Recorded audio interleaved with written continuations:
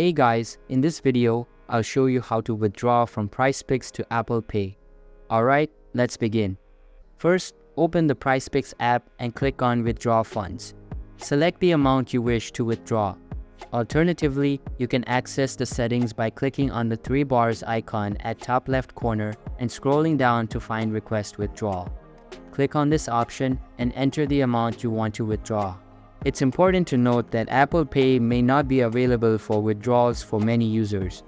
If that's the case, you will need to use other options such as PayPal, Chime, Venmo, or any debit or credit card linked to your account.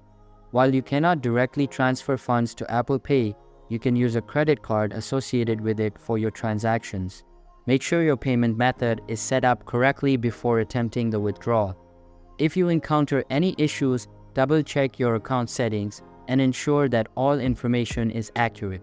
So that's basically how you can withdraw from PrizePicks to Apple Pay. And that's it for this video. If you find this helpful, consider subscribing and giving this a big thumbs up. Thanks.